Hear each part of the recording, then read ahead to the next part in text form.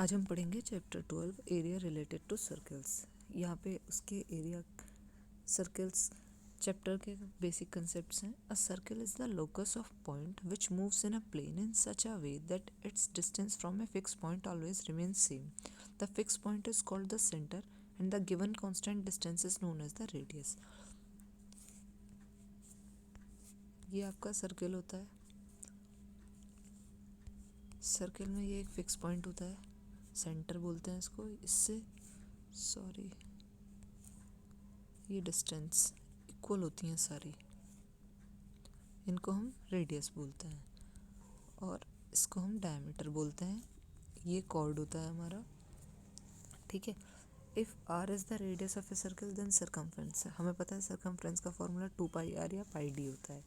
अगर semi circle है, area आपका πr² होता है या πd²/4 हो जाता है। हमें पता है एरिया ऑफ सेमी सर्कल, ये हाफ हो जाता है सेमी सर्कल का, तो अपॉन 2 आ जाता है। इसमें क्वाड्रेंट में 4 होते हैं तो πr²/4। अब आता है आपका area enclose by 2 concentric circle. जब आपके 2 कंसेंट्रिक सर्कल हो तो एक रेडियस छोटी होती है, एक बड़ी होती है। तो हमें पता है बड़ी रेडियस के एरिया में से हम छोटी रेडियस का एरिया माइनस करते हैं, तो πr² माइनस πr² करते हैं। पाई कॉमन ले लिया, r² माइनस r²। ये आपकी आइडेंटिटी बन गई, r प्लस r और r माइनस r। ओके, ये यहाँ पे यही चीज़ लिखी हुई थी। If 2 circles touch internally then the distance between their centres is equal to the difference of their radius. If 2 circles touch externally, then distance between their center is equal to the sum of their radius. Distance moved by a rotating wheel in one revolution is equal to the circumference of the wheel. Distance जितनी cover होती है वो circumference के equal होती है. The number of revolution completed by a rotating wheel is in 1 minute. Distance moved in 1 minute upon circumference. अब आता है आपका segment. ये आपका एक सर्कल है,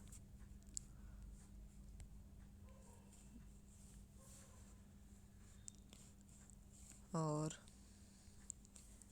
ये आपका कॉर्ड आ गया। The portion of a circular region enclose between a cord and arc, ये आपकी आर्क होती है, ये कॉर्ड है, तो इसके बीच में जो रीजन एनक्लोज्ड है वो आपका सेगमेंट कहलाता है। ये माइनर आर्क है, ये मेजर आर्क है। जो मेजर आर्क और कॉर्ड के बीच में है वो आपका मेजर सेगमेंट हो गया, और जो इसके बीच में ये आपका माइनर सेगमेंट हो गया, माइनर आर्क के बीच में। ओके, देखो इसको पढ़ते कैसे हम। ए क्यूब इज मेजर सेगमेंट, ये पूरा जो पॉइंट्स होते हैं ये भी इंक्लूड होते हैं। ऐसे ही A P B is minor segment.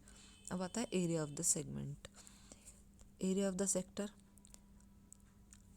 O A P B, ये माइनस एरिया ऑफ ट्रायंगल, ये है यहाँ पे देखो फिगर। हमें निकालना है ए पी बी, इसकी नीचे वाले की एरिया। तो हमें पता है सेक्टर हमारे ओ ए पी बी दिया हुआ है, ठीक है। अभी हम सेक्टर का भी पढ़ेंगे, पहले हम सेक्टर पढ़ लेते हैं।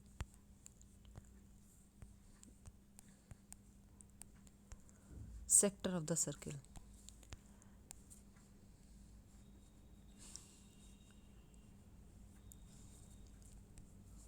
देखो जब 2 रेडियस से और आर्क से पोर्शन डिवाइड होता है, ठीक है, सर्कुलर रीजन एनक्लोज होता है जब 2 रेडियस और आर्क से, तो ये हमारा सेक्टर कहलाता है। मेजर आर्क से है तो मेजर सेक्टर,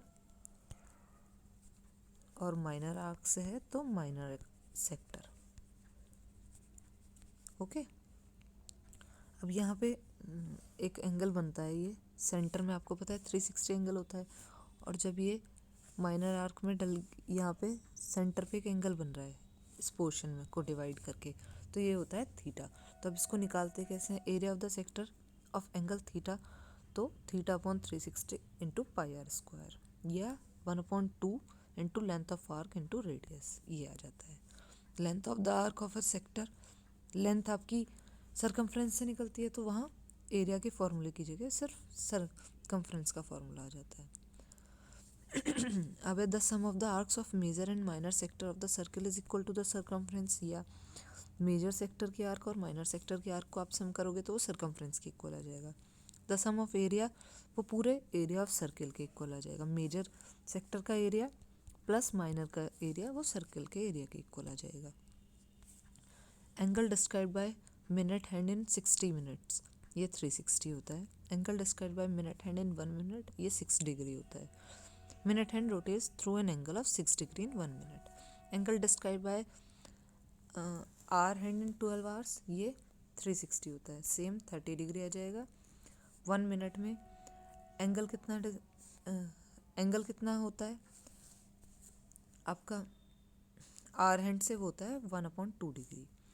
ये 1/2 डिग्री रोटेट करता है 1 मिनट में। अभी हमारा सेगमेंट रह गया था क्योंकि हमारे पास सेक्टर का नहीं था। देखो अब हमें पता चल गया सेक्टर के लिए θ/360 इंटू πr² निकालते हैं। उसमें से हम ट्रायंगल का एरिया माइनस कर देंगे, ये OAB ट्रायंगल का, तो ये आ जाएगा ½ r² sin θ। तो ये है आपका सेगमेंट का। अब चलते हैं एक्सरसाइज पे हम। Exercise 12.1, the wheels of A car arc of diameter 80 centimetre. Diameter 80 centimetre है तो रेडियस 40 सेंटीमीटर हो जाएगी। How many complete revolution does each wheel make in 10 minute. 10 minute में पूछा है when the car is travelling at a speed of 66 kilometre, और speed 66 kilometre है। तो हमें जब रिवॉल्यूशन निकालना है तो हमें सरकमफ्रेंस पता होनी चाहिए। हमने 2πr लगा दिया, फॉर्मूला हमारे पास मिल गई सरकमफ्रेंस। स्पीड हमारी 66 किलोमीटर पर आ रहा है, मगर ये सेंटीमीटर में है तो हम इसे सेंटीमीटर पर मिनट में चेंज करेंगे। मल्टीप्लाई कर देंगे 1000 इंटू 100, किलोमीटर में 1000 मीटर होते हैं, फिर 100 सेंटीमीटर होते हैं, इस तरीके से।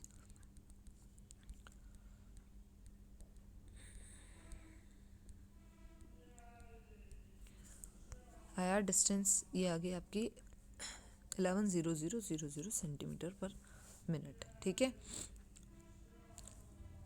अब इसकी मल्टीप्लाई 10 मिनट्स में निकालनी है तो कैलकुलेट कर लेंगे। नंबर ऑफ रिवॉल्यूशन होते हैं हमारे, नंबर n हमने लेट कर लिया कि नंबर ऑफ रिवॉल्यूशन n है, तो n into distance travelled in 1 revolution, तभी तो हमें पता चलेगा वो किसके इक्वल होगी, जो 10 मिनट में रिवॉल्यूशन डिस्टेंस कवर की गई है। ये हमने रख दिया 1 रिवॉल्यूशन में सरकमफ्रेंस दिस, n को एक साइड किया, इसको सॉल्व करेंगे तो 4375 आ जाएगा। Area of sector and segment हमने अभी पीछे पढ़ाई है। लेंथ कैसे निकालते हैं आर्क की, θ/360 इंटू 2πr। अब आपकी 12.2, in a circle of radius 21 centimetre and arc subtend an angle of 60 degree. देखो ये है और ये एक 60 डिग्री का एंगल यहाँ बन रहा है। The length of the arc, arc की लेंथ निकालनी है। Area of the sector form by the arc, ये सेक्टर है एक ये सेक्टर है। Area of the segment form by the corresponding chord, ये आ जाएगा। तो इसके लिए हमें ये निकालना पड़ेगा। अब हम कैसे सॉल्व करेंगे आगे देखते हैं। Radius of the circle 21 centimetre, angle subtended bye an arc 60 degree. तो लेंथ ऑफ द आर्क क्या हो जाएगी, θ/360 इंटू 2πr। तो हमें पता है θ 60 है तो हमने रख दिया 60/360 इंटू 2πr, ये कैलकुलेट करके आपका आ जाएगा 22 सेंटीमीटर। नेक्स्ट है एरिया ऑफ द सेक्टर, ये हमें पता है θ/360 इंटू πr² होता है। इसको भी हमने फॉर्मूले में वैल्यू रखेंगे 231 आ जाएगा। अब यहाँ देखो ये जो हमारा फिगर है इसमें 60 डिग्री है और ये इक्वल है, दैट मीन्स ये वाले एंगल्स भी इक्वल होंगे। तो हम इसको कैलकुलेट करेंगे। ये आ गया angle OAV equals to angle OBA, OA equals to OB है। हमें पता है तीनों एंगल्स का सम 180 होता है, दो एंगल्स इक्वल हैं क्योंकि रेडियस इक्वल है दोनों साइड की। ये आ गया 60। ये आ गया इक्विलेटरल ट्रायंगल। इक्विलेटरल ट्रायंगल का एरिया होता है √3/4 साइड स्क्वायर। रख दिया, पता चल गया। एरिया ऑफ सेगमेंट कैसे निकलेगा, area of sector minus area of triangle. तो एरिया ऑफ सेक्टर आपका 231 था और ये आपका ट्रायंगल का 441 √3/4 था। तो ये आपका आंसर आ गया। फिर है area of combination of plane figures, ये आपकी एक्सरसाइज 12.3 है। Exercise 12.3, Find the area of the shaded region in figure. Find a circular arc of radius 6 cm has been drawn with vertex 0, O of an equilateral triangle OAB of side 12 cm as center. तो radius of circular arc कितनी होगी 6 centimetre. Side of an equilateral triangle कितना हो गया 12 centimetre. ठीक है, हमें find क्या करना है, शेडेड रीजन का एरिया. हम देखो एरिया ऑफ सेक्टर OCDE, ये आपका सेक्टर है. एक सेकेंड, ये पूरा इस तरीके से.